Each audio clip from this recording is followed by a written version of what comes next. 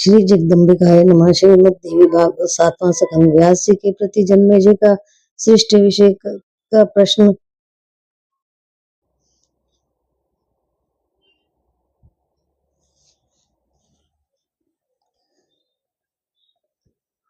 सुख जी कहते हैं, तपस्वियों, इस दिव्य कथा को सुनने के पश्चात पश्चित नंदन धर्मात्मा राजा जन्मेजय ने प्रसन्नता पूर्वक पुनः व्यास जी से पूछा।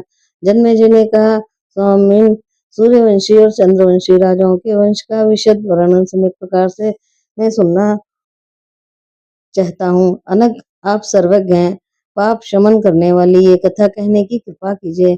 इन दोनों वंशों के राजाओं का परिचय कराइए। मैंने सुना है वह सभी भगवती जगदम्बा के उपासक थे। इस प्रकार राज ऋषि जन्मेजय के पूछने पर सत्यवती नंदन मुनि और व्यास जी उनसे कहने लगे। व्यास जी बोले, महाराज, सूर्यवंश, चंद्रवंश तथा अन्य वंशों से भी संबंध रखने वाली कथाओं का वर्णन करता हूँ, सुनो। भगवान विष्णु के नाभि कमल से 4 मुख वाले ब्रह्मा जी प्रकट हुए। तपस्या करने के पश्चात उन्होंने अत्यंत कठिनता से शास्त्राकार होने वाली महादेवी की उपासना की। भगवती ने उन लोक पितामह ब्रह्मा जी को वर प्रदान किया, तब वह सृष्टि करने में समर्थ हुए। फिर भी मानवीय सृष्टि में उन्हें सफलता न मिल सकी। इस मानवीय सृष्टि के लिए उनके मन में अनेक प्रकार के विचार उत्पन्न हुए, किंतु तुरंत विस्तार कर देना उनकी शक्ति से बाहर ही रहा। तब ब्रह्मा जी ने 7 मानस पुत्र उत्पन्न किए। मरीचि, इंद्र, अत्रि, वशिष्ठ, पुलहकृत और पुलस्त, इन नामों से उन मानस पुत्रों की प्रसिद्धि हुई। ब्रह्मा जी के रोष से रुद्र का और गोद से नारद का प्रकंठ हुआ। अंगूठे से दक्ष प्रजापति निकले। ऐसे ही अन्य भी सनकादिक मानस पुत्रों का प्रादुर्भाव हुआ। बाएं हाथ के अंगूठे से दक्ष पत्नी प्रकट हुई, जिनके सभी अंग बड़े ही सुंदर थे। राजन पुराणों में वह वरणीय नाम से विख्यात है। उन्हें अस्की भी कहा जाता है। ब्रह्मा जी के मानस पुत्र देव ऋषि प्रवर नारद जी उन अश्की के उदर से उत्पन्न हुए हैं। जन्मेजय ने कहा, ब्रह्मा, इस विषय में मुझे बड़ा संदेह हो रहा है। अभी आप कह चुके हैं कि दक्ष के सहयोग में रहकर वर्णी महान तपस्वी नारद जी की जननी हुई। यह बात कैसे संगत हुई? क्योंकि धर्म के प्राणवेता परम तपस्वी नारद जी तो ब्रह्मा के मानस पुत्र कहे जाते हैं। फिर दक्ष पत्नी वरेणी उनकी माता कैसे हुई? आप इसे विस्तार पूर्वक बताने की कृपा कीजिए। उन्हें प्रचुर ज्ञानी महात्मा नारद जी ने किसके शाप से और क्यों अपने पूर्व शरीर का त्याग करके किस कारण पुनः जन्म धारण किया? व्यास जी कहते हैं, स्वयंभू ब्रह्मा जी ने सर्वप्रथम दक्ष प्रजापति की को सृष्टि के लिए आज्ञा दी कि तुम प्रजा की रचना में तत्पर हो जाओ, जिससे बहुसंख्यक प्रजा उत्पन्न हो जाए। उनकी आज्ञा पाकर दक्ष प्रजापति ने वरणी के गर्भ से 5000 अत्यंत पराक्रमी पुत्र उत्पन्न किए। उन सभी पुत्रों में प्रजा की सृष्टि का अदम्य उत्साह भरा था। बलवान काल की प्रेरणा के अनुसार देव ऋषि नारद उन पुत्रों को देखकर हंसते हुए कहने लगे, अजी, ये पृथ्वी कितनी लंबी चौड़ी है, इसका पता लगाए बिना ही प्रजा की सृष्टि में तुम कैसे तत्पर हो गए? ऐसा करने से जगत में तुम्हारा उपहास होगा, उसमें कोई संदेह नहीं है। अतः पहले पृथ्वी की सीमा जानकर ही तुम्हें इस कार्य में लगना चाहिए। ऐसा करने से ही तुम्हें इस कार्य में सफलता प्राप्त होगी, अन्यथा तुम्हारा सारा प्रयास व्यर्थ है। व्यास जी कहते हैं, नारद जी के यूं कहने पर देववश दक्ष कुमार महर्षियों के मन में ये बात जच गई। वह एक दूसरे की ओर देखते हुए सहसा कहने लगे, मुनिवर ने बहुत ठीक कहा है। अतः पृथ्वी का प्रमाण जान लेने के पश्चात ही हम प्रजा की सृष्टि में सुखपूर्वक लगे।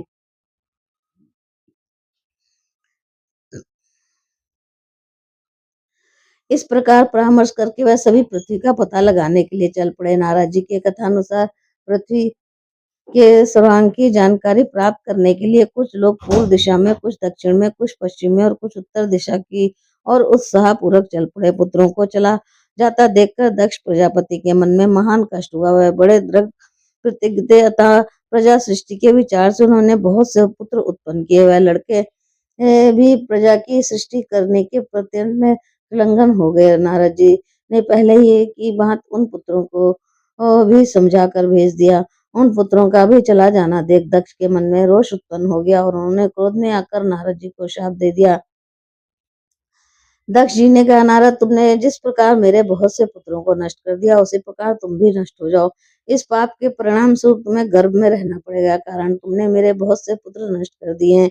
इस प्रकार के शाप से ग्रस्त होकर नारद जी वरुणी के गर्भ से प्रकट हुए उसके बाद दक्ष प्रजापति ने वरुणी की उदर से 60 कन्याएं उत्पन्न की। प्रजापति दक्ष धार्मिक पुरुष थे। उन्होंने उन 60 कन्याओं से 13 कन्याओं का विवाह महात्मा कश्यप के साथ कर दिया। राजन, उनकी आज्ञा से 10 धर्म की, 27 चंद्रमा की और भृग की, 2 भृग की और 4 अरिष्टि नेमि की पत्नी ही बनी। 2 कन्याओं का विवाह अंगिरा के साथ किया गया, शेष 2 रहीं, उन्हें भी पुनः अंगिरा को ही सौंप दिया। सभी देवता और दानव उन्हीं कन्याओं के पुत्र और पौत्र हैं। सभी बड़े पराक्रमी हुए, किसी से किसी को प्रेम नहीं था। द्वेष के कारण परस्पर शत्रुता ठनी रहती थी। सभी सूरवीर थे, पर माया के अत्यंत प्रभाववश वह मोह में पड़े रहते थे। अध्याय 1। राजा श्रीरथी की कथा का आरंभ। सुकन्या के द्वारा महर्षि च्यवन के नेत्रों का छेदा जाना, महर्षि के कोप से श्रीरथी का सैन्य अवस्था होना, च्यवन का अपने साथ सुकन्या का विवाह करने के लिए कहना और सुकन्या की प्रसन्नता से च्यवन के साथ उसका विवाह। जन्मेजय ने कहा, महाभाग, अब आप राजाओं के वंश का वर्णन विस्तार पूर्वक सुनाने की कृपा कीजिए। धर्म के पूर्ण वेता सूर्यवंशी राजाओं की वंशावली का विशद रूप से वर्णन कीजिए। व्यास जी कहते हैं, भारत ऋषि सत्तम नारद जी के मुख से मैं जैसे सुन चुका हूँ, उसी के अनुसार सूर्यवंश का विस्तृत वर्णन करता हूँ। ध्यान पूर्वक सुनो। एक समय की बात है, श्रीमान नारद जी से इच्छा पूर्वक विचरते हुए सरस्वती नदी के तट, पावन तट पर पधारे। वहीं एक पवित्र आश्रम पर मैं रहता था। मैंने सामने उपस्थित हो सिर झुकाकर उनके चरणों में प्रणाम किया। बैठने के लिए सामने आसन बिछा दिया और आदर पूर्वक मुनि की पूजा की।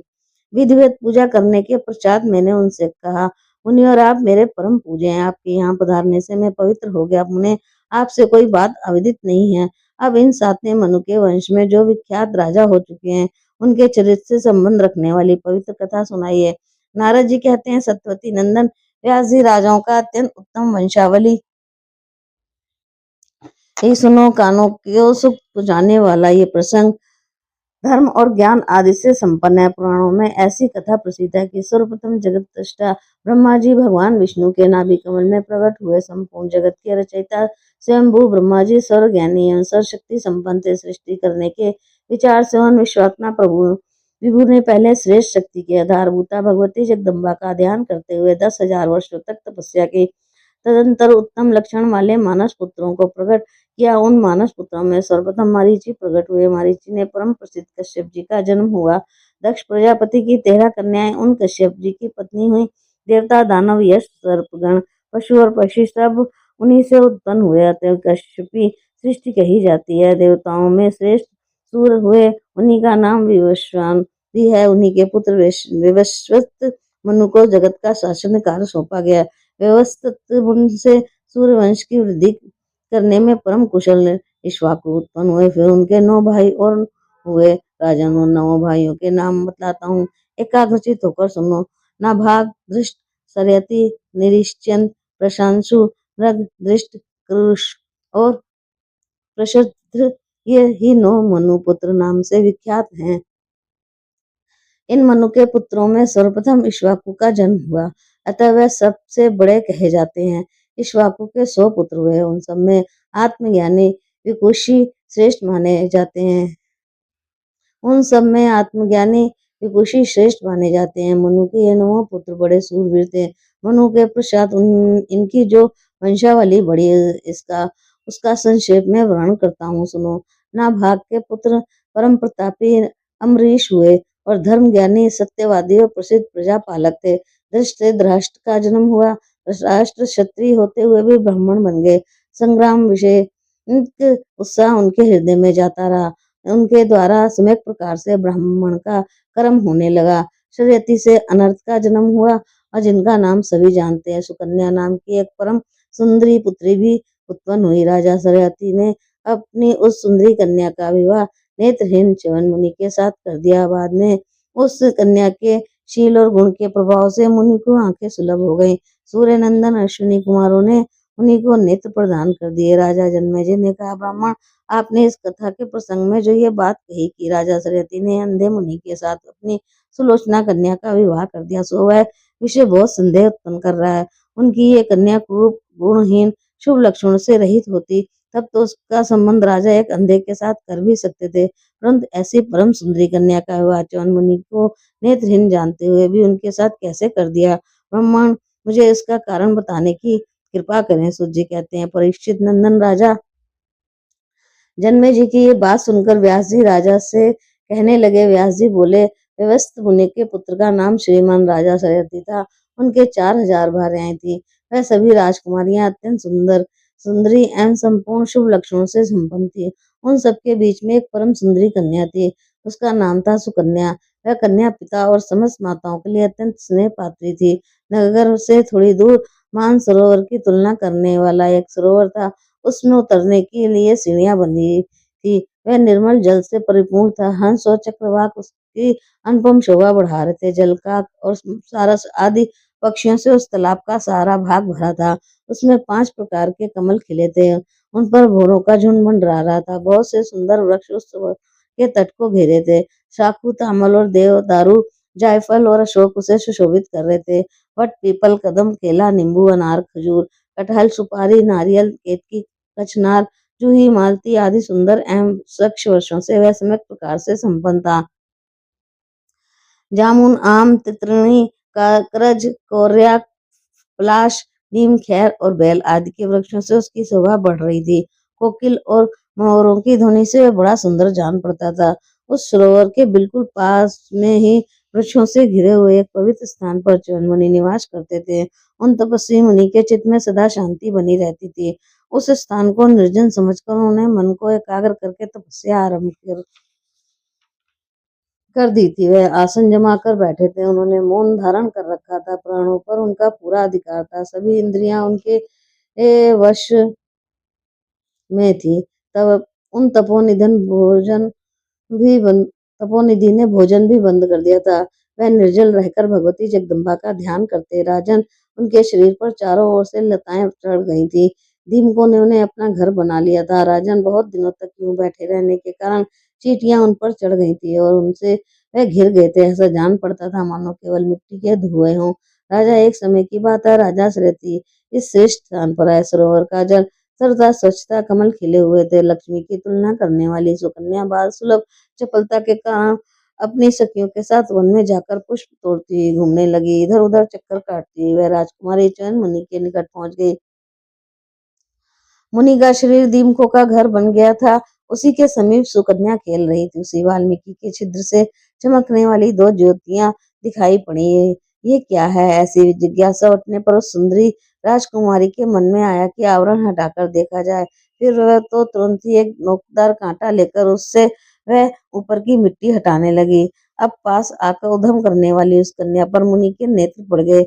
वह राजकुमारी च्यवन मुनि के देखने में आ गई। अन्न जल का परित्याग कर देने से परम तपस्वी मुनि च्यवन का सिर अत्यंत क्षीण हो चुका था। कल्याणी सुकन्या को देखकर वह उससे कहने लगे, सुंदरी, दूर चली जाओ। मैं तो एक तपस्वी हूँ। इस दीमक की मिट्टी को कांटे से हटाना ठीक नहीं है। मुनि के कहने पर भी राजकुमारी उनकी बातें नहीं सुन सकी। ये कौन सी अद्भुत वस्तु झलक रही है? ये कहकर उसने मुनि के नेत्र कांटे से छेद दिए। वे देव की प्रेरणा से खेली खेल में राजकुमारी के द्वारा यह अप्रिय घटना घट गई। आंख फूट जाने से मुनि को असीम कष्ट होने लगा। फिर तो उसी क्षण से समस्त सैनिकों के मल मूत्र बंद हो गए। मंत्री सहित राजा पर भी यह कष्ट छा गया। यहाँ तक कि हाथी, घोड़े और ऊंट जितने प्राणी थे सभी इस व्याधि से ग्रस्त हो गए। ऐसी स्थिति में राजा श्रेति बड़े चिंतित हुए।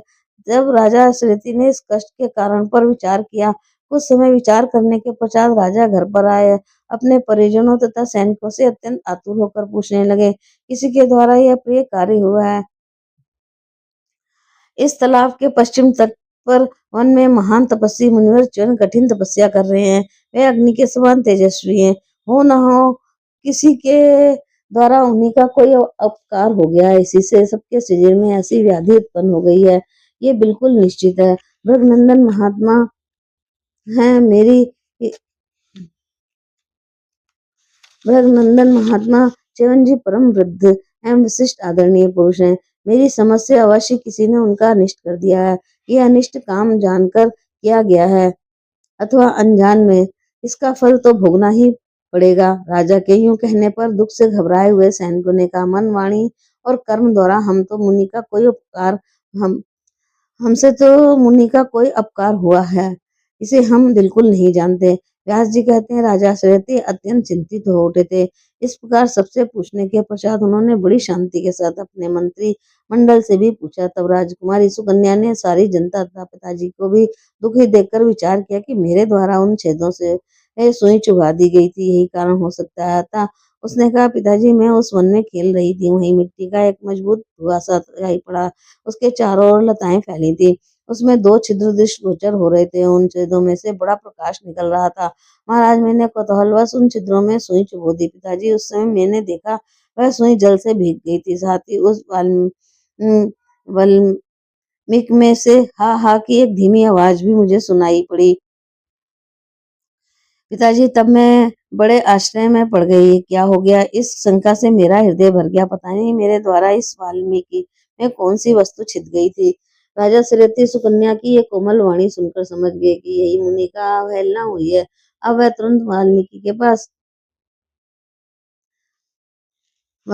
पास पहुंचे। वहां उन्होंने महान कष्ट से पड़े हुए परम तपस्वी च्यवन मुनि को देखा। मुनि के शरीर पर दीमक की मिट्टी चढ़ी थी। उन्होंने उसे धीरे से दूर हटाया और धरती पर पड़कर मुनि को साष्टांग प्रणाम किया, उनकी स्तुति की और नम्रता पूर्वक हाथ जोड़कर वह कहने लगे, महाभाग मेरी कन्या खेल रही थी, उसी के द्वारा ये भारी दुष्कर्म हो गया है। ब्रह्मा वह अभी बिल्कुल अबोध बालिका, उसने अज्ञानवश में ऐसा कर दिया है।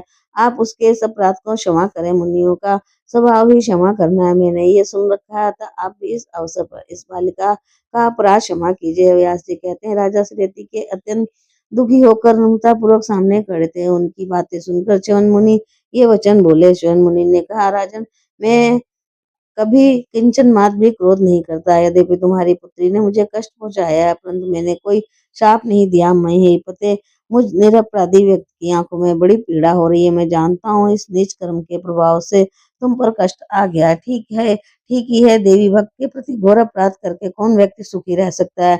यदि स्वयं शंकर भी उसके रक्षक हो तब भी उसका सुखी रहना असंभव है। राजन मैं क्या करूं? मेरी आंखों ने जवाब दे दिया, मुझे बुढ़ापा घेरे हुए है भोपाल, अब मुझे अंधे की सेवा कौन करेगा? राजा श्रीमती ने कहा, मुनिवर बहुत से सेवक आपकी सेवा में उपस्थित होंगे, आप अपराध क्षमा करें, कारण तपस्वी जन अल्प क्रोधी होते हैं।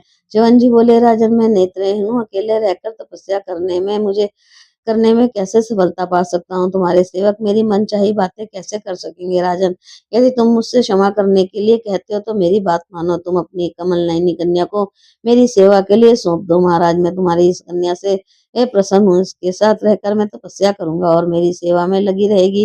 राजन इस प्रकार करने से मैं और तुम दोनों ही सुखी हो सकते हैं। मेरे संतुष्ट हो जाने पर सारे सैनिक भी तो सुख से समय व्यतीत करेंगे, इसमें कोई संशय नहीं है। ऐसा करने से तुम्हें कुछ भी दोष नहीं लगेगा, कारण मैं संयमशील तपस्वी हूँ। व्यास जी कहते हैं, जन्मेजय च्यवन मुनि की बात सुनकर राजा श्रेयसी चिंता आतुर हो गए। दूंगा अथवा नहीं दूंगा ये कोई भी बात उस समय उनके मुख से नहीं निकल सकी। सोचा, ये मुनि अंधे बूढ़े और क्रूप है, इन्हें मैं देव कन्या की तुलना करने वाली अपनी इस कन्या को सौंप कर कैसे सुखी हो सकूंगा? भला ऐसा मूर्ख एवं पापी कौन है जो शुभाशुभ कर्म की जानकारी रखते हुए भी स्वयं सुखी होने के लिए अपनी पुत्री के संसार जनित सुख पर आघात पहुंचाने में तत्पर हो जाए? इस अंधे एवं बूढ़े च्यवन मुनि के समीप मेरी कन्या किस प्रकार समय व्यतीत करेगी? तो मुझे दुख भले ही हो कि मैं अपनी सुकन्या इन मुनि को नहीं दे सकता। इस प्रकार विचार करने के उपरांत राजा श्रेयसी उदास होकर अपने घर लौट गए। उनके मन में असीम संताप छाया था। उन्होंने मंत्रियों को बुलाकर परामर्श किया और उनसे पूछा, मंत्रियों तुम अब अपनी सम्मति प्रकट करो, इस अवसर पर मुझे क्या करना चाहिए? मुनि को कन्या दे दूं अथवा दुखी सह लूं?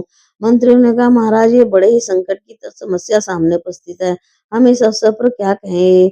इस भागहीन व्यक्ति को ये परम सुकुमारी सुकन्या देना तो कैसे उचित हो सकता है? व्यास जी कहते हैं, तदंतर पिता तथा मंत्रियों की अत्यंत चिंतित देखकर सब रहस्य राजकुमारी सुकन्या की समझ में आ गया था। वह हंसकर बोली, पिताजी इस समय आप इतने चिंतातुर क्यों हो रहे हैं? मैं समझ गई आप मेरे लिए इतने दुखी हैं, उदास हैं। पिताजी मैं भय से घबराए हुए मुनि के पास जाकर उन्हें आश्वासन दूंगी और आत्मदान करके उनको प्रसन्न करने का प्रयत्न करूंगी। सुकन्या की बातें सुनकर राजा श्रेयसी का हृदय द्रवित हो गया, साथ ही उनके मुख पर प्रसन्नता की रेखा भी आ गई। मंत्रियों को सुनाते हुए उनसे कहने लगे, बेटी तुम अत्यंत सुकुमारी अबला कन्या, उनमें इन अंधे मुनि की सेवा कैसे कर सकोगी? अत्यंत बूढ़े हैं, विशेष क्रोधी भी हैं। भला रूप में रीति की तुलना करने वाली तुम जैसी कन्या का विवाह मैं इन अंधे मुनि के साथ कैसे करूं अपने सुख के लिए? बुढ़ापे पे ग्रस्त शरीर वाले मुनि को तुम्हें सौंपना उचित नहीं है। पिता का कर्तव्य है कि ये अवस्था, जाति और बल में समानता रखने वाले, धन धान्य से संपन्न सुयोग वर के साथ ही अपनी कन्या का विवाह करें। निर्धन के साथ संबंध करना कदापि उचित नहीं है। कहाँ तो तुम्हारा रूप और कहाँ वन में रहने वाला यह वह बूढ़ा मुनि भला एक अयोग्य वर के साथ मेरे द्वारा पुत्री का विवाह कैसे किया जा सकता है? जो पर्णशाला में रहकर निरंतर वनवासी जीवन व्यतीत करता है, उसके साथ तुम्हारे संबंध की कल्पना ही कैसे की जाए? मेरी तथा सैनिकों की मृत मुझे श्रेयकर प्रतीत हो रही है, किंतु ये अंधे ये हाथ में तुम्हें सौंप दो, ये मुझे पसंद नहीं। जो होने वाला होगा वह तो होगा ही। मैं अपने धैर्य नहीं छोड़ सकता। तुम शांत चित्त से रहो, मैं तुम्हें नेत्रहीन को कदापि नहीं सौंपूंगा। राज एवं देह, ये देह रहे अथवा चला जाए, परवाह नहीं। बलि के इस नेत्रहीन को मैं तुम्हें देने में असमर्थ हूँ। पिता की ये बात सुनकर सुकन्या उनसे विनय तथा प्रेम पूर्वक कहने लगी। सुकन्या बोली, पिताजी आपको मेरा विषय में चिंता नहीं करनी चाहिए। अब आप मुझे उन्हीं को सौंप दीजिए। मेरे इस कार्य में संपूर्ण प्राणियों को सुख हो, ये मेरे लिए कितनी अच्छी बात है। मैं संतुष्ट रहकर उन परम पावन मुनि को पति रूप में सेवा करूंगी। ये वृद्ध मुनि निर्जन वन में मेरे द्वारा अत्यंत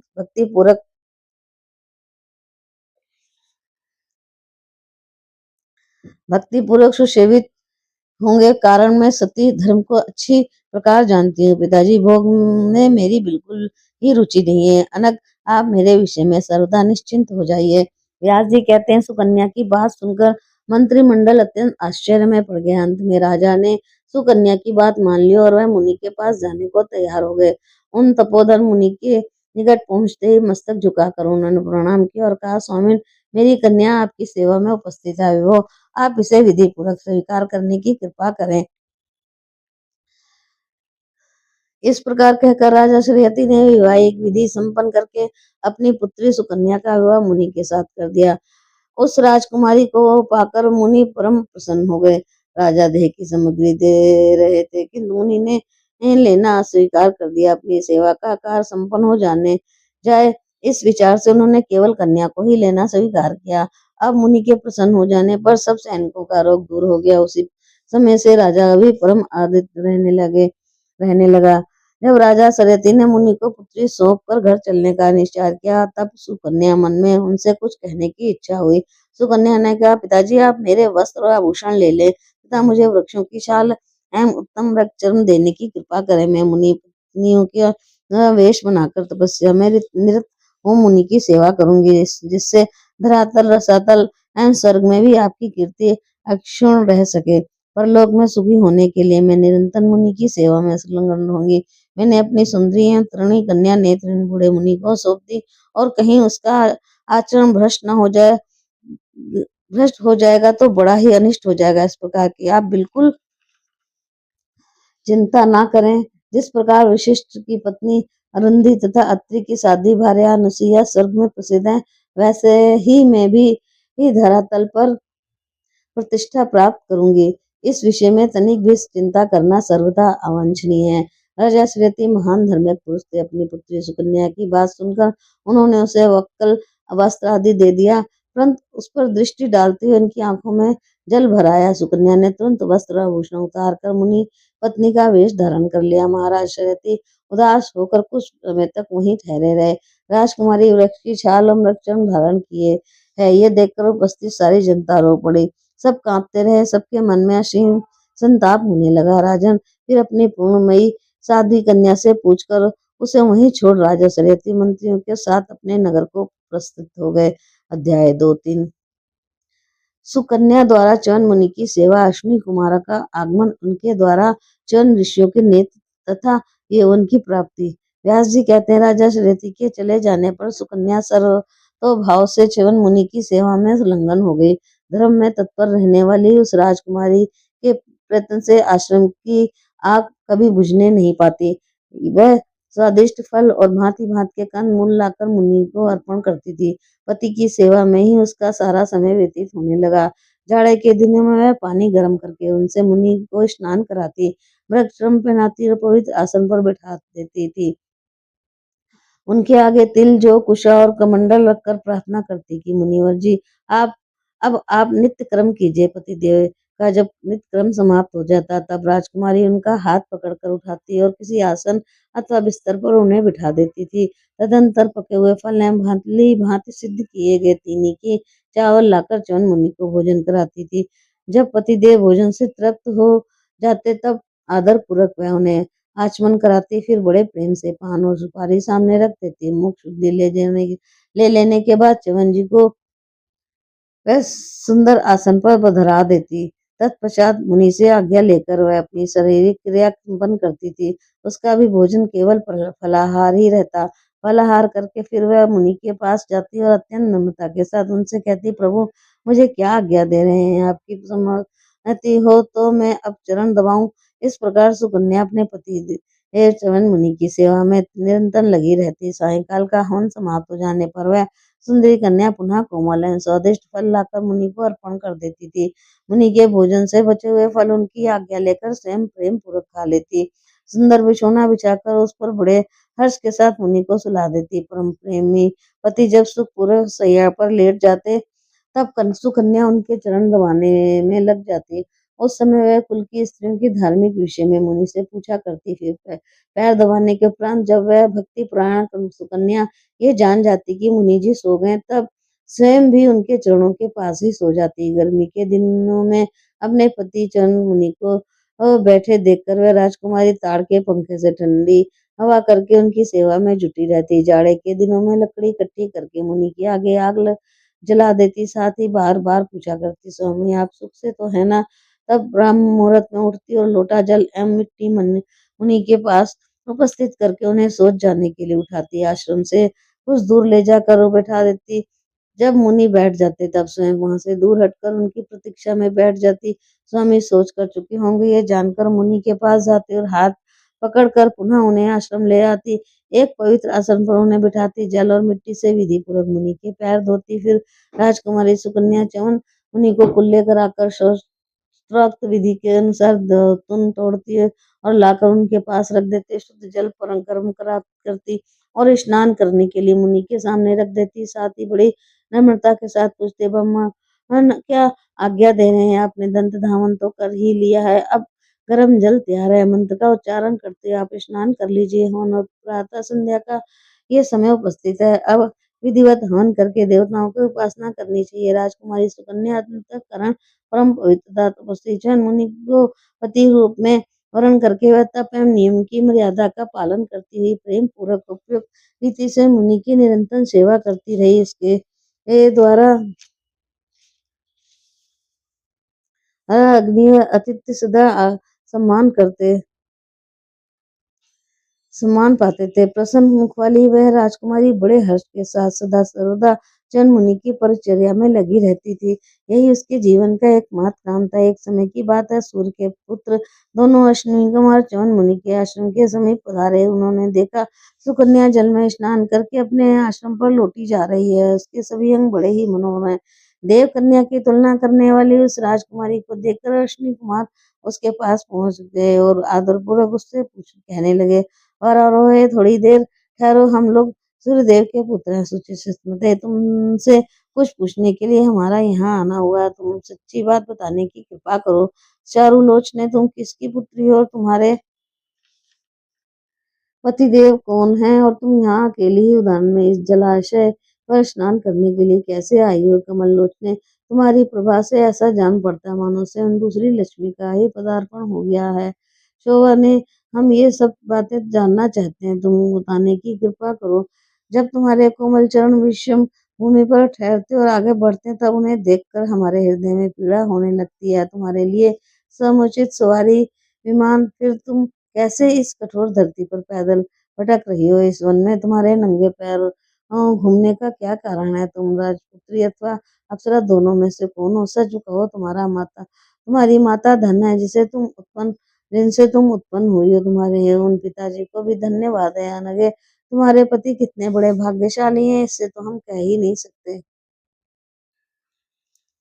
सुलोचने, ये भूमि देवलोकों से ही बढ़कर मानी जा सकती है। इस समय तुम्हारा पैर इस पर पड़कर इसे और भी गौरवान्वित कर रहा है। उन मृगों का भाग्योदय समझा जाना चाहिए जो तुम्हें वन में देख रहे हैं। वह ये अन्न संपूर्ण पक्षी भी पूर्ण भाग्यशाली हैं। तुम्हारे पदार्पण से यहाँ की भूमि परम पवित्र बन गई है। सुलोचने, तुम असीम प्रशंसनीय हो। तुम्हारे पिता और पति कौन है? तुम्हारे पति देव कहाँ रहते हैं? हम आदर पूर्वक उन्हें देखना चाहते हैं। व्यास जी कहते हैं, अश्विनी कुमारों की ये बात सुनने के पश्चात परम सुंदरी राजकुमारी सुकन्या अत्यंत लज्जित होकर उनसे कहने लगी, मुझे राजा श्रेयती की कन्या समझे मुनिवर च्यवन जी, मेरे पति देव हैं। मैं एक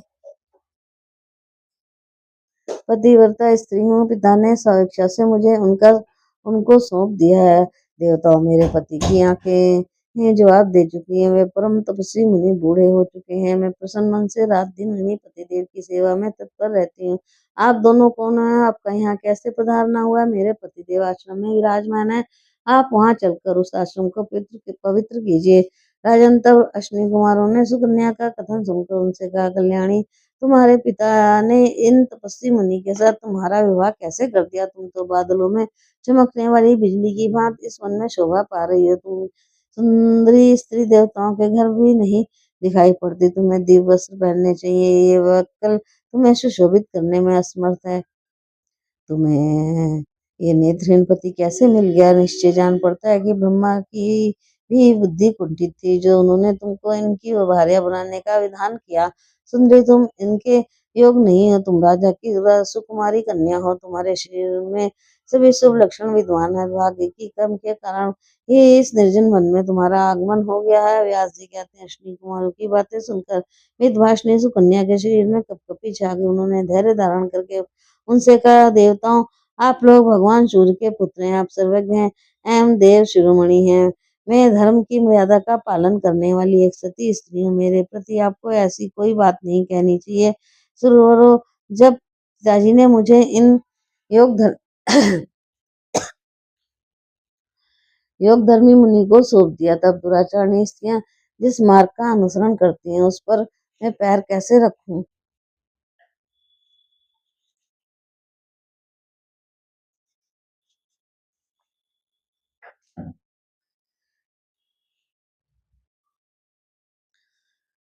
ये कश्यप नंदन भगवान भास्कर सूर्य संपूर्ण प्राणियों के कार्यों के साक्षी हैं।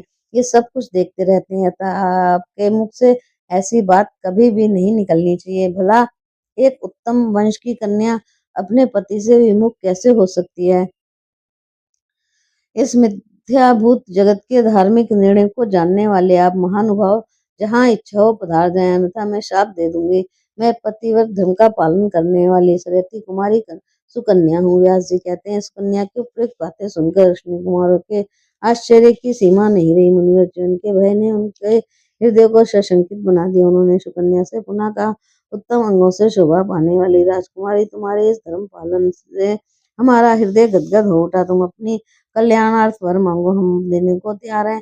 ब्रह्मदेव, तुम निश्चय समझ लो कि हम देवताओं के वेद हैं। तुम्हारे पति को सुंदर युवक पुरुष बना देने की हम में योग्यता है। परम बुद्धिमती वाले तुम्हारे पति को जब हम अपने समान स्वरूप बना देते हैं, तब तुम हम तीनों में से किसी एक को पति चुन लो। अश्विनी कुमारों की ये बात सुनकर सुकन्या के मन में बड़ा आश्चर्य हुआ। अपने पति च्यवन मुनि के पास जाकर वह उनसे उनकी बात को कहने लगी। सुकन्या ने कहा, भार्गव वंश को आनंदित करने वाले स्वामी, इस समय आपके आश्रम पर सूर्य के सुपुत्र अश्विनी कुमार द्रय पधारे हुए हैं। मैंने देखा उनके शरीर की आकृति बड़ी ही भव्य है। मुझ सुंदरी स्त्री को देखकर वह दोनों कामोत्तर हो रहे हैं।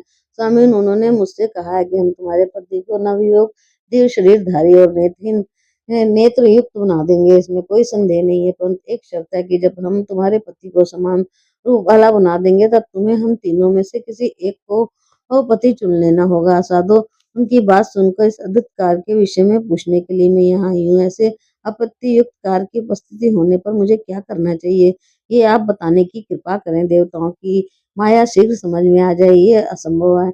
उनका अभिप्राय जानने में मैं असमर्थ हूँ। अतः सर्वज्ञ प्रभु, आप मुझे आज्ञा दीजिए। आपकी इच्छा अनुसार मैं कार्य करने को तैयार हूँ। च्यवन जी बोले, कांते, मैं कहता हूँ तुम अभी दिव्य चिकित्सक अश्विनी कुमारों के पास जाओ। सूरत है, तुम्हें उनको शीघ्र ही मेरे पास ले आने की चेष्टा करनी चाहिए। उनकी बात तुरंत स्वीकार कर लो, इस विषय में विचार करने की कोई आवश्यकता नहीं है। व्यास जी कहते हैं, इस प्रकार च्यवन मुनि की आज्ञा पा जाने पर सुकन्या देवश्रेष्ठ अश्विनी कुमारों के पास गई और उसने उनसे कहा, देववरों, आपकी शर्त मुझे स्वीकार है, आप कार्य संपादन में प्रवृत्त हो जाएं। अब सुकन्या के वचन सुनकर अश्विनी कुमार आश्रम में आ गए। उन्होंने राजकुमारी से कहा, तुम्हारे पति इस जल में उतर जाएं। रूपवान बनने की इच्छा थी ही, अतः च्यवनजी तुरंत जल में बैठ के तत्पश्चात अश्विनी कुमार भी उस उत्तम सरोवर में प्रविष्ट हो गए। फिर तुरंत ही वे तीनों व्यक्ति उस तालाब से बाहर निकल आए। अब उन तीनों की दिव्य आकृति में कोई अंतर नहीं रहा, सभी एक समान नवयुवक बन गए। सबकी एक सी अवस्था, दिव्य कुंडलों और आभूषण से तीनों व्यक्ति अनुपम शोभा पा रहे थे। वह सभी एक साथ बोल उठे, वर वर्णीय भद्रे अम्लानने, तुम्हें हम लोगों में से जो भी अभिष्ट हो उसे पति बना लो। वराने, जिसके प्रति तुम्हारा विशेष प्रेम हो उसे वरण कर लेना चाहिए। व्यास जी कहते हैं, देव कुमार की तुलना करने वाले वह तीनों व्यक्ति रूप, अवस्था, स्वर और वेशभूषा में बिल्कुल एक जैसे ही थे। सबकी आकृति एक समान थी। उन्हें देखकर सुकन्या महान आश्चर्य में पड़ गई। मेरे पति कौन है, वह भली बात वह समझ नहीं पाती थी। अत्यंत घबराकर सोचने लगी, मैं क्या करूं, तीनों एक समान है, समझ में नहीं आता कि किसको पति बनाऊं। ओह, मेरे सामने एक बड़ा ही संशयग्रस्त विषय उपस्थित हो गया। देवताओं द्वारा सम्यक प्रकार से फैलाया हुआ ये इंद्रजाल मेरे लिए तो ये मृत्यु भी ही समान व्यवस्थित हो गई है। इस अवसर पर मुझे क्या करना चाहिए? अपने पति को छोड़कर दूसरे को मैं किसी प्रकार भी वर्ण नहीं कर सकती। इस प्रकार मन में सोचकर सुकन्या कल्याण स्वरूपनी भगवती जगदम्बा के ध्यान में तत्पर हो गई। साथ ही उनका सत्वन भी आरंभ कर दिया। सुकन्या बोली, जग माता, मैं असीम दुख से संतप्त होकर तुम्हारी शरण में आई हूँ। कमल के आसन पर विराजने वाली शंकर प्रिय देवी, मैं तुम्हारे चरणों में बार बार नमस्तक झुकाती हूँ। मेरे सती धर्म की रक्षा तुम्हारे ऊपर ही निर्भर है। विष्णु प्रिय लक्ष्मी, वेद माता सरस्वती, मैं तुम्हें प्रणाम करती हूँ। इस चराचर संपूर्ण जगत की रचना तुमने ही की है। सावधान होकर इस जगत की रक्षा करना तुम्हारा स्वाभाविक गुण है। जब संसार को शांत करने का विचार होता है, तब तुम उसे अपने में लीन कर लेती है। ब्रह्मा विष्णु और शंकर की तुम जननी हो, ये सभी अनु मोदन करते हैं। तुम अज्ञानियों को उत्तम बुद्धि प्रदान करती है। ज्ञानी जन तुम्हारी उपासना से सदा के लिए मुक्त हो जाते हैं। परम पुरुष को प्रिय दिखने वाली तुम पूर्ण पूर्ति स्वरूपा देवी को सब लोग जान नहीं सकते। श्रेष्ठ विचार वाले व्यक्तियों को तुम्हारी कृपा से मुक्ति और मुक्ति सदा सुलभ हो जाती है। तुम संपूर्ण प्राणियों के लिए सुख की साधन हो। अज्ञानी जन दुख पाते हैं, ये भी तुम्हारी ही व्यवस्था है। माता, तुम योगियों को सिद्ध और विजय और कीर्ति प्रदान करती है। मैं अत्यंत विस्मय में पड़े गई हूँ। इस अवसर पर केवल तुम ही मेरे लिए शरणे हो। माता, मैं इस शोक के अगाध समुद्र में गोते खा रही हूँ। मुझे मेरे पति देव को दिखाने की कृपा करो, कारण ये देवता लोग कपट जाल फैलाए हुए हैं। मेरी बुद्धि कुंठित हो गई है। मैं स्वयं किसको पति स्वीकार करूँ? सर्वज्ञ, तुम मेरे पति देव का साक्षात्कार करा दो। मैं सत्य व्रत का पूर्णतया पालन करती हूँ, ये बात तुमसे अविदित नहीं है। व्यास जी कहते हैं, इस प्रकार जब सुकन्या ने त्रिपुर सुंदरी भगवती जगदम्बा की स्तुति की, तब देवी ने शीघ्र सुख पहुंचाने वाले ज्ञान उसके हृदय में उत्पन्न कर दिया, जिससे वह साधी सुकन्या समान स्वरूप वाले उन पुरुषों में अपने पति को मन ही मन निश्चित करने में सफलता पा गई। जब अब उसने उन तीनों पुरुषों पर दृष्टि दौड़ाई और उनमें से जो अपने वास्तविक पति च्यवन जी थे उन्हें चुन लिया। यूं सुकन्या द्वारा पति रूप में च्यवन मुनि के स्वीकृत हो जाने पर अश्विनी कुमार संतुष्ट हो गए। सुकन्या के सती धर्म को देखकर उनके मन में बड़ा आनंद हुआ। उसे वर देने लगे, कारण भगवती जगदम्बा की कृपा से वह प्रधान देवता अश्विनी कुमार परम प्रसन्न थे। च्यवन मुनि से आज्ञा लेकर उन दोनों कुमारों ने तुरंत वहां से चलने की तैयारी कर ली। सुंदर रूप, नेत्र और युवती भार्या पा जाने के कारण च्यवन मुनि बड़े ही हर्षित हुए। उन महान तपस्वी मुनि ने अश्विनी कुमारों से ये वचन कहा, देवरो, आपने मेरा बड़ा ही उपकार किया। क्या कहूँ, इस संसार में सर्वोत्तम सुंदरी भार्या पाकर भी मैं कोई सुख नहीं पा रहा था। वर हम मुझे एक दुख ही झेलने पड़ते थे, क्योंकि मेरे आंख थी नहीं। मैं अत्यंत बूढ़ा हो गया था, मंदभागी बनकर निर्जन मन में पड़ा था। ऐसी स्थिति में आप लोगों ने मुझे नेत्र व्यवस्था और अद्भुत रूप प्रदान किया था। मैं भी आपका कुछ उपकार करने के लिए प्रार्थना कर रहा हूँ, क्योंकि उपकारी पुरुष के प्रति जो किसी प्रकार का उपकार नहीं करता, उस मानव को धिक्कार है। संसार में देवता भी ऋणी हो सकते हैं, मानव की तो बात ही क्या है। मेरी हार्दिक इच्छा है कि आप लोगों को कोई अभीष्ट आहार प्रदान करूं। देवेश्वरो, आपने मुझे नूतन शरीर प्रदान किया है। इस ऋण से मुक्त होने के लिए मांगने पर मैं आप लोगों को वह पदार्थ भी दे सकूंगा जो देवताओं तथा दानवों के लिए भी अलग है। आपके इस उत्तम कार्य में मैं बड़ा ही प्रसन्न हूँ। आप अपना मनोरथ व्यक्त करें। जन मुनि के वचन सुनकर अश्विनी कुमारों ने परस्पर परामर्श किया। तत्पश्चात सुकन्या सहित बैठे हुए उन मुनि श्रेष्ठ से वे कहने लगे, मुनिवर, पिताजी की कृपा से हमारे संपूर्ण मनोरथ पूर्ण है, परंतु देवताओं की पंक्ति में बैठकर सोमपान करने की हमारी अभिलाषा भी पूरी नहीं हुई है। जब यज्ञ में सोमरस पीने का अवसर आता है तब देवता हमें वेद मानकर निश्चित कर देते हैं। सुमेरु पर्वत पर ब्रह्मा जी का यज्ञ हो रहा है। इंद्र की प्रेरणा से हमें वहां सोमरस नहीं मिल सका। अतएव धर्म के जानने वाले तपस्वी जी, आप में कोई शक्ति हो तो हमारी ये अभिलाषा पूर्ण कर दीजिए, हमें सोमरस पीने का अधिकार प्राप्त हो जाए।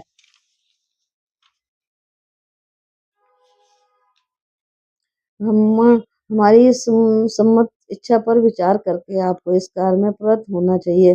सोमरस पाने के प्यास बुझाना हमारे लिए बड़ा ही कठिन हो गया है। आप चाहोगे तो ये प्यास शांत हो जाएगी। ऋषि कुमारों की बात सुनकर च्यवन मुनि ने बड़े मधुर शब्दों में उनसे कहा, मैं अत्यंत वृद्ध हो गया था। आप लोगों ने मुझे रूपवान नवयुवक बना दिया। आपकी कृपा से गुणवती भार्या भी मेरे पास है। अतएव मैं प्रसन्नता पूर्वक आप दोनों को सोमरस पीने का अधिकारी अवश्य बना दूंगा। इंद्र छल लिए जाएंगे, मेरी ये बात बिल्कुल सत्य है। अभी अमित तेजस्वी राजा शरथी के यहाँ यज्ञ हो रहा है। फिर तो च्यवन मुनि की ये बात सुनकर अश्विनी कुमार आनंद पूर्वक स्वर्ग सिधारे च्यवन जी विश्व कन्या को लेकर अपने आश्रम पर चले गए। अध्याय 4 और 5। च्यवन को नेत्रयुक्त तरुण देखकर शरथी का संदेह भंग, शरथी के द्वारा ज्ञानुष्ठान और उसमें च्यवन की कृपा से अश्विनी कुमारों को सोमरस का अधिकार प्राप्त होना। राजा देवव्रत का ब्रह्मलोक में जाना। राजा जन्मेजय ने पूछा, महात्मा च्यवन मुनि ने दिव्य चिकित्सक अश्विनी कुमारों को किस प्रकार सोमरस पीने का अधिकारी बनाया, उनकी बात कैसे सत्य सिद्ध हुई। देवराज इंद्र की बल के सामने मानवीय शक्ति की क्या तुलना की जा सकती है। इंद्र ने जिन्हें सोमरस पीने का अनधिकारी सिद्ध कर दिया था, उन वेदों को फिर अधिकारी बनाने में च्यवन मुनि कैसे सफलता पा सके। धर्म में तब आस्था रखने वाले प्रभु, इस आश्चर्यपूर्ण विषय को विस्तार पूर्वक कहने की कृपा कीजिए। व्यास जी कहते हैं, महाराज, राजा श्रेयती ने जब भूमंडल पर यज्ञ किया तब च्यवन मुनि उनसे में पधारे। इस विषय की पूरी कथा कहता हूँ, सुनो। च्यवन मुनि देवता के समान तेजस्वी से सुंदरी सुकन्या को पाकर उनका हृदय प्रसन्नता से खिल उठा था। उन्होंने सुकन्या पर इस प्रकार अधिकार जमा लिया मानो कोई देवता देव कन्या को प्राप्त कर रहा हो। एक समय की बात है, महाराज शरथी की पत्नी अपनी कन्या के विषय में अत्यंत चिंतातुर हो उठी थी। कांपती और रोती हुई अपने पति से बोली, राजन, आपने एक अंधे मुनि को पुत्री सौंप दी थी। पता नहीं मन में वह जीवित भी है अथवा उसके प्राण निकल गए हैं। आपको समय प्रकाश से उसे देखना चाहिए। नाथ, आप एक बार सुकन्या को देखने के लिए आदर पूर्वक च्यवन मुनि के आश्रम पर जाइए और देखिए कैसे अयोग पति को पाकर वह कैसे अपना जीवन बिता रही है। राजश्री पुत्री के दुख से मेरे हृदय में आग धधक रही है। तब से दुर्लभ श्री वाली मेरी उस विशाल नयनी कन्या को एक बार मेरे पास लाने की कृपा कीजिए। नेत्रहीन पति पाकर उसे अनेक प्रकार के कष्ट भोगने पड़ते होंगे। वह वृक्षों की छाल पहनती होगी। मैं अपनी इस क्षीण काय पुत्री को तुरंत देखना चाहती हूँ। राजा श्रेती ने कहा, विशालाक्षी वरवय में अभी प्रिय पुत्री सुकन्या को देखने के लिए उत्तम व्रत का आचरण करने वाले मुनि के पास आदर पूर्वक जा रहा हूँ। व्यास जी कहते हैं, शोक से अत्यंत घबराई हुई अपनी पत्नी से इस प्रकार कहकर राजा श्रेयती मुनि को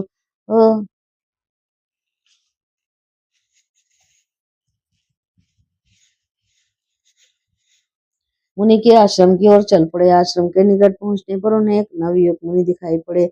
जान पड़ता था मानो देव कुमारों देवता के आकार से च्यवन मुनि को देखकर महाराज श्रेयती बड़े विस्मय में पड़ गए। उन्होंने सोचा, मेरी पुत्र ने लोक में निंदा कराने वाला कोई नीच कर्म तो नहीं कर डाला। च्यवन मुनि बूढ़े थे, संभव है वह मर गए हो और उसने कोई दूसरा पति चुन लिया हो। कोई कितना भी शांत चित्त अथवा निर्धन क्यों ना हो, किंतु काम की पीड़ा से कुत्सित कर्म कर ही बैठता है। ये कामदेव बड़ा ही दुष्ट है। वह अवस्था में तो उसका वेग और भी बढ़ जाता है। पवित्र मनुवंश में इसने ये अत्यंत अमित कलंक लगा दिया। जिसकी ऐसी नीच कर्म करने वाली पुत्री हो, उस पुरुष को धिक्कार है। मेरे द्वारा भी स्वार्थवश भी ये अनुचित कर्म बन गया था, क्योंकि मैंने सोच समझ कर सोच क्योंकि मैंने समझ-बूझकर ही नेत्रहीन और वृद्ध मुनि को पुत्री सौंप दी थी। पिता को चाहिए कि भली-भांति सोच समझकर किसी योग्य वर के साथ ही अपनी कन्या का विवाह करें। मैंने जैसा कर्म किया वैसा ही फल मेरे सामने आ गया। इस समय मैं यदि इस नीच कर्म करने वाली दुष्चरित्रा कन्या को मार डालता हूँ तो कभी न मिटने वाली स्त्री हत्या का दोष लगेगा। विशेषतः ये अपनी ही तो पुत्री भी है। इस परम प्रसिद्ध वर्णु वंश को को मैंने कलंकित कर दिया। जगत में मेरी घोर निंदा होगी। क्या करूं कुछ समझ में नहीं आता। इस प्रकार राजा चले चिंता के अगाध सागर में गोते खा रहे थे। संयोगवश सुकन्या की उन पर दृष्टि पड़ गई। उसने देखा पिताजी अत्यंत व्याकुल हैं। फिर उसने देखा पिताजी अत्यंत व्याकुल हैं। फिर तो महाराज श्रुति की ये स्थिति देखकर सुकन्या तुरंत उनके पास आ गई और आदरपूर्वक उनसे पूछने लगी, पिताजी मालूम होता है कि कमल के समान नेत्र वाले इन नवयुवक मुनि को देखकर आपके मन में विचार उत्पन्न हो रहा है। चिंता से आपकी आंखें घबराई हुई जान पड़ती है। मनुवंश को सुशोभित करने वाले राजेंद्र, आप श्रेष्ठ पुरुष हैं। आइए मेरे इन पतिदेव को प्रणाम कीजिए। इस समय विषाद करना बिल्कुल अवांछनीय है। व्यास जी कहते हैं, अपनी पुत्री सुकन्या की ये बात सुनकर राजा सिरथी जो दुख तथा क्रोध से संतप्त होते सामने उपस्थित सुकन्या के प्रति बोले। राजा ने कहा, बेटी हुए परम तपस्वी बूढ़े च्यवन मुनि कहाँ गए? ये माधवमंत नवयुवक पुरुष कौन है? इस विषय में मुझे महान संदेह हो रहा है। दुराचार में रत रहने वाली पापनी तूने क्या मुनि को मार डाला है? कुलनाशनी, क्या काम के वशीभूत होकर तू इस नवयुवक पुरुष की दासी बन गई है? आश्रम में बैठे हुए इस पुरुष को देखना ही मेरे लिए विशेष चिंता का कारण बन गया। तूने ये क्या नीच कर्म कर डाला? दुष्चरित्र स्त्रियां ही ऐसा व्यवहार किया करती हैं। दुराचार से में प्रेम रखने वाली कन्या, इस विषय में मेरे ही निमित्त में शोक समुद्र में डूब रहा हूँ। कारण मेरे पास ये नवयुवक पुरुष दे रहा है। तेरे पास ये नवयुवक पुरुष दिखाई दे रहा है और वृद्ध मुनि कहीं दिखते नहीं है।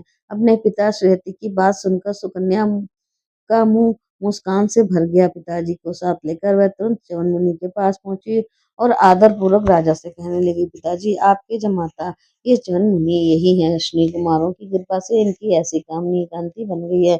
इन्होंने ही उन्हें कमल जैसे नेत्र प्रदान किए। दोनों अश्विनी कुमार स्वयं मेरे इस आश्रम पर उतारे थे। उन्होंने ही दयालुतावश मुनिवर को ऐसा बना दिया। पिताजी मैं आपकी पुत्री हूँ। राजन पति देव का रूप देकर इस विषय में मोहवश आपके मन में जैसा विचार उत्पन्न हो रहा है वैसा घृणित कर्म मेरे द्वारा होना सर्वदा असंभव है। राजन, रघुवंश को सुशोभित करने वाले इन च्यवन मुनि को आप प्रणाम कीजिए। पिताजी आप इनसे सब बातें पूछ लीजिए। ये सारी बातें आपको विस्तार पूर्वक बतला देंगे।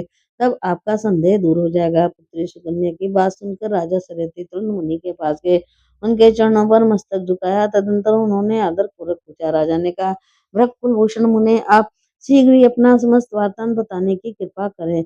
आपकी आंखें कैसे ठीक हुई और कैसे आपका बुढ़ापा चला गया? ब्राह्मण, आपके इस अत्यंत सुंदर रूप को देखकर मुझे महान संदेह उत्पन्न हो रहा है। आप विस्तार से के साथ इस रहस्य का उद्घाटन कीजिए जिससे सुनकर मैं सुखी हो सकूं। च्यवन जी बोले, राजेंद्र, अश्विनी कुमार देवताओं के वेद हैं। वह यहाँ पधारे थे। उन्होंने ही कृपा पूर्वक मेरा ये उपकार किया है। उस उपकार के बदले में मैंने उन्हें वर दिया है।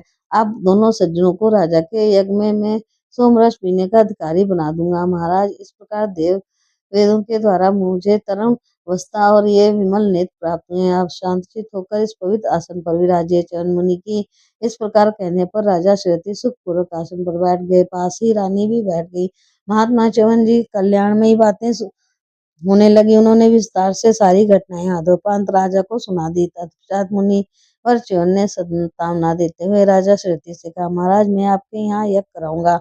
आप सामग्री संग्रह कीजिए। मेरे प्रयास से आप लोग सोमरस का पान कर सकेंगे। इस प्रकार की यज्ञ में अश्विनी कुमारों के प्रति कर चुका हूँ। नरप्रेष्ठ, आपके ये विशाल यज्ञ में मैं ही मेरी ये प्रतिज्ञा पूरी होगी। राजन, आपके सोममुख यज्ञ में यदि इंद्र कुपित होंगे तो मैं उन्हें अपने तप के तेज से शांत कर दूंगा। फिर अश्विनी कुमार सुगमता पूर्वक सोमरस पी सकेंगे। महाराज, उस समय च्यवन मुनि का ये कथन सुनकर राजा सरियती का मन प्रसन्नता से खिल उठा। वह मुनि के संस्कार में संलग्न हो गए। च्यवन जी का सम्मान करके रानी के साथ परम संतुष्ट होकर वह अपने नगर को प्रस्थित हो गए।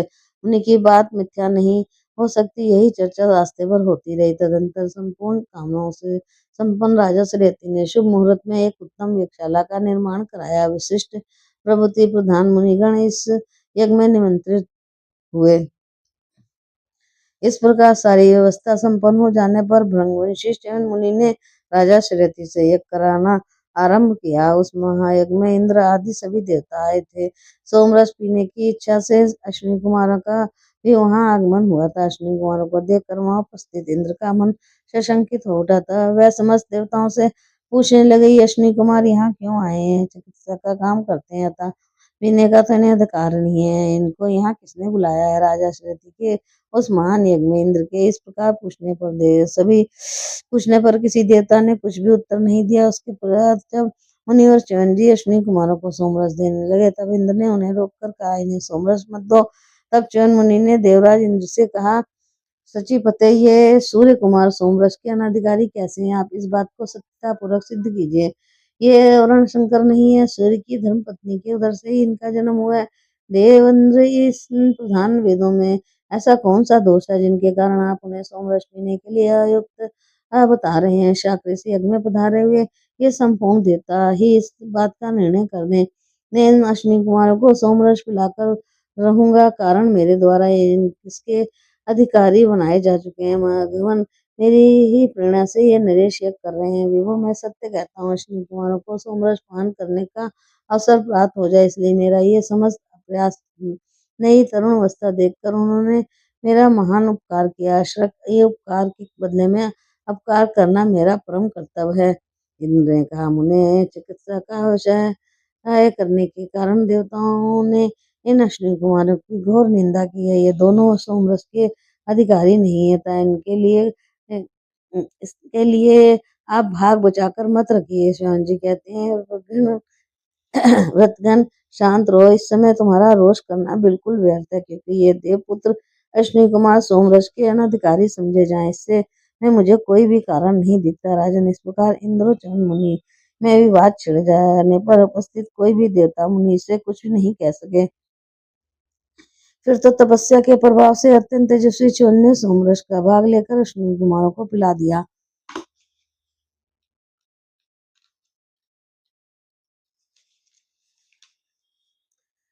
व्यास जी कहते हैं, राजन, च्यवन मुनि जब अश्विनी कुमारों को सोमरस दे रहे थे, तब इंद्र के क्रोध की सीमा न रही। अपना पराक्रम दिखाते हुए उन्होंने मुनि से कहा, ब्रह्मबंधो, ऐसी मर्यादा उपस्थित कर देना तुम्हारे लिए सर्वथा अनुचित है। मेरा विरोध करना ही तुम्हें अभिष्ट हो तो मैं तुम्हें एक दूसरा विश्व रूप समझकर उसी की भांति तुम्हारा भी वध कर डालूंगा। च्यवन जी ने कहा, मघवन, जिन्होंने मुझे एक दूसरे कामदेव के समान कन्या बना दिया, मैं उन रूप की संपत्ति से अनुपम शोभा पाने वाले महात्मा अश्विनी कुमारों का आप अपमान मत करें। देवेंद्र, आपके सिवा ही अन्य देवता लोग क्यों सोमरस पाते हैं? आपको ध्यान रखना चाहिए कि ये परम तपस्वी अश्विनी कुमार भी देवता ही हैं।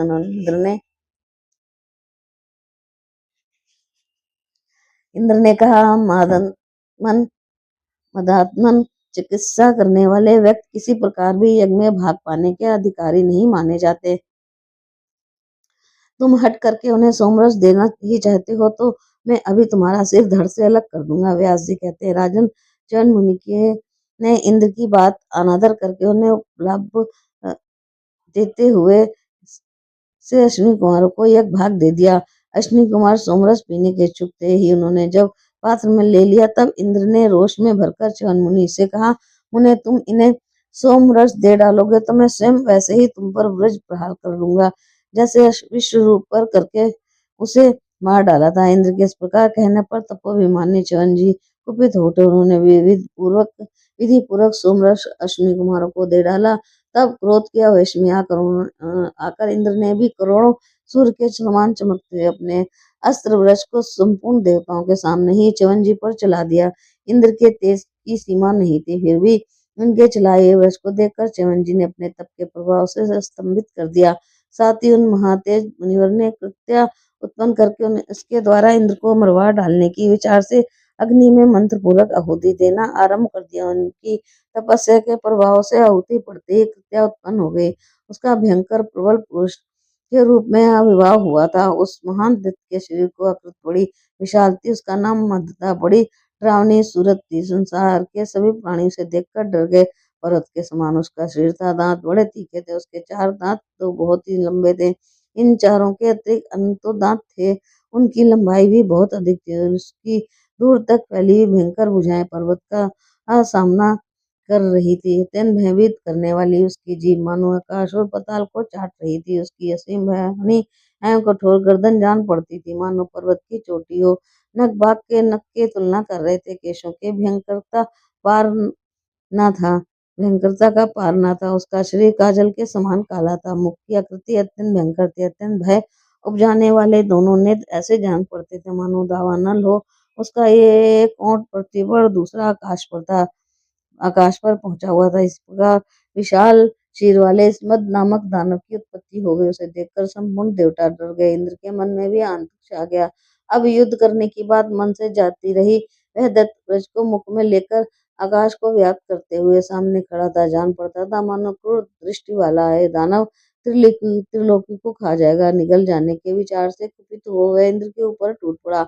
हाँ, अब हम मारे गए, यूं कहकर संपूर्ण देवता और जोर जोर से चिल्लाने लगे। इंद्र उस दत्त पर व्रत चलाना चाहते थे, परंतु उनकी भुजाएं कुंठित थी, अतः वे उसे मारने में असमर्थ थे।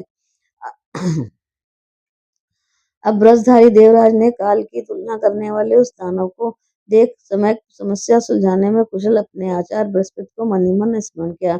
स्मरण करते ही उदार बुद्धि बृहस्पति तुरंत वहां आ गए। देखा महान विपत्ति जैसी दयनीय दशा में इंद्र उलझे हुए हैं। कर्तव्य के विषय में कुछ समय तक मन ही मन विचार करके उन्होंने सचिपति इंद्र से कहा, वात्स मद नामधारी ये महान बलशाली दानव मंत्रों से अथवा ब्रज से मार डाला जाए ये असंभव है, क्योंकि चंड ऋषि की तपस्या का प्रतीकभूत ये भयानक दत्त यज्ञ की वेदी से उत्पन्न हुआ है। देवेश ये शत्रु मेरे तुम्हारे तथा देवताओं के रोकने से नहीं रुक सकता था। तुम महात्मा चरण जी की शरण में जाओ, वह अवश्य अपने द्वारा उत्पन्न हुई कृत्या को शमन कर देंगे। भगवती जगदम्बा के भक्त के रोष को विफल करने में कोई भी समर्थ नहीं हो सकता। व्यास जी कहते, राजन इस प्रकार बृहस्पति के कहने पर भयभीत हुए इंद्र च्यवन मुनि के पास गए। नम्रता पूर्वक सिर झुकाकर प्रणाम किया और कहा, मुनिवर क्षमा कीजिए और इस प्रचंड असुर को शमन करने की कृपा कीजिए। सर्वे आप प्रसन्न हो जाइए, मैं आपकी आज्ञा पालन करने के लिए तैयार हूँ। भार्गव, आज से